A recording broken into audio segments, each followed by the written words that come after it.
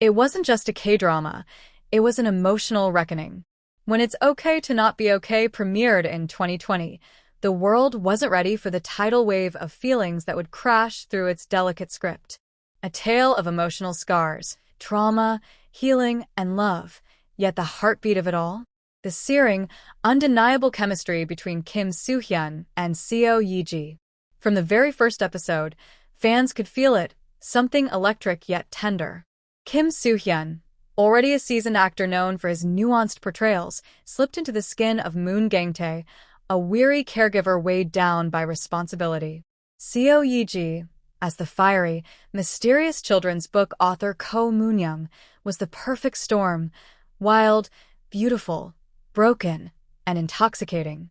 But what set them apart wasn't just talent. It was intention. It was realness. It was the unspoken. Every glance held weight. Every touch lingered a second too long. Behind the camera, fans began to speculate. Could this be more than acting? Moon Gang-tae and Ko Moon-young weren't supposed to fall in love instantly. They were guarded, damaged, deeply traumatized individuals navigating personal chaos.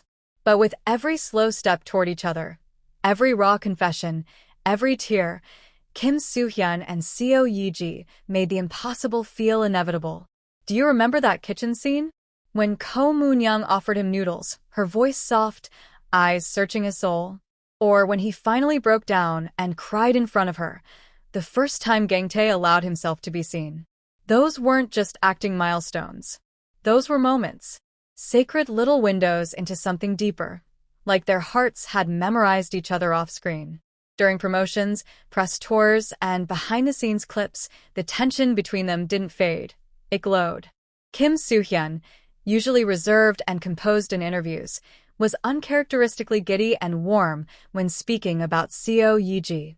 Fans spotted the way he looked at her when she wasn't watching, the way his smile widened when she laughed, the playful nudges, and their shared inside jokes. Seo Ye-ji, usually cool and enigmatic, seemed softer around Kim Soo-hyun. There was a fondness in her voice when she spoke about working with him, a respect that hinted at admiration. Neither overdid it. There was no show, no forced closeness. Just comfort. Ease. Something intimate. Fans began creating entire theories online. Look at how he instinctively protects her from the crowd. Did you notice how he kept looking at her during the group interview? Clips went viral. Fan edits flooded TikTok and YouTube. Even actors from the show joked about how weirdly natural their connection was. What struck fans the most wasn't just how well they acted, but how much they seemed to understand each other. Both Kim Soo-hyun and Seo Ye-ji have had their own challenges, their own quiet moments away from the spotlight. In It's Okay to Not Be Okay, they played characters with trauma, deep wounds that mirrored the complexity of real-life struggles. The way they handled those roles felt personal, almost too real. It felt like maybe, just maybe, they were healing a part of themselves too. Why fans still can't let them go. After the drama ended, it felt like the end of an era. While other K-drama couples faded from memory, Gang-tae and Moon-young lingered. Why? Because they weren't just romantic. They were transformative. Fans didn't just want them together. They believed in them. They believed that if anyone could see through each other's darkness and still choose to stay, it was Kim Soo-hyun and Seo Ye-ji. They believed that if healing could look like love, it would look exactly like the way they embraced under the moonlight in the final episode. And so, the question still echoes across fandoms and forums today. What if they really were meant to be more than just co-stars? What if they were each other's safe place, if only for that brief, beautiful season? In a world full of perfectly scripted dramas, It's Okay to Not Be Okay stood out for its soul. And its soul, undoubtedly, was carried by the raw, ethereal connection between Kim Soo-hyun and Seo Ye-ji. They didn't need grand declarations. They didn't need to date in real life to make us believe in love. But somewhere, in the hearts of millions of viewers, they already did. Because sometimes, the most powerful love stories are the ones that live quietly in our imagination, rooted in the what-ifs and could-have-beens. And in the case of Kim Soo-hyun and Seo Ye-ji, they were the K-drama couple that should have dated in real life, And maybe, just maybe, still could. The reunion we're still waiting for. Time has passed since It's Okay to Not Be Okay ended, but fans haven't moved on. Why? Because love stories like that don't just disappear, they haunt you. And for Kim Soo-hyun and Seo Ye-ji, that haunting chemistry has only grown more legendary with time. Fans started noticing something unusual.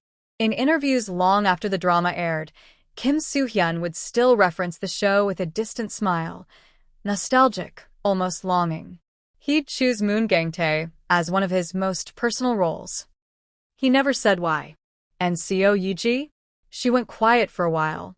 But when she returned to the spotlight, reporters couldn't help but ask, would she ever work with Kim Soo-hyun again? Her answer? I would, if the story feels right. But her smile? It said so much more.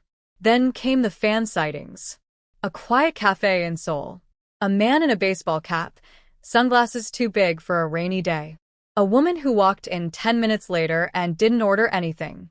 She just sat across from him, whispered something, and made him laugh like he hadn't in years. No confirmation. No photos. Just rumors. Whispers. But for fans, that was enough. You see, not all love stories need public declarations. Some exist in glances across a crowded room. Some are written between the lines of press interviews. Some survive quietly, outside the spotlight, where they're safe. Directors still talk about them. Writers say the emotional gravity they brought to It's Okay to Not Be Okay couldn't be manufactured. It had to come from a real place. They didn't act those scenes, one crew member allegedly said. They felt them. And the fans? They still trend their names together. Every time a new drama casting is announced, the comments flood in. Please reunite Kim Soo-hyun and Seo Ye-ji. We need Moon-young and Gang-tae 2.0, this time in real life. Could a second chance be coming? In 2025, rumors of a secret project began to swirl. A psychological romance drama with two leads who had worked together before. A reunion that could break the internet. Nothing confirmed, just hints. But the idea has already sent fans into a frenzy. Because the truth is, fans never got closure. And maybe neither did they. If healing was the first chapter, could love be the second? Kim Soo-hyun and Seo Ye-ji redefined what it meant to act in love. They didn't just create a couple. We believed in their pain, their joy, their stolen moments under moonlight. Even now, fans rewatch It's Okay to Not Be Okay, not just for the story, but to relive the magic they created. The way he looked at her like she was both a storm and a shelter. The way she held his face like he was the only real thing in the world. The way their bodies fit, like puzzle pieces made in another lifetime. So maybe they didn't date. Or maybe they did in the quiet way some people do. Away from cameras. Away from hashtags. In shared silences. In passing dreams. In an unfinished chapter. Because some on-screen couples don't just make you believe in love. They make you wish the script was real life. And Kim Soo-hyun and Seo Ye-ji? They weren't just a K-drama couple. They were a moment in time the world hasn't been able to forget.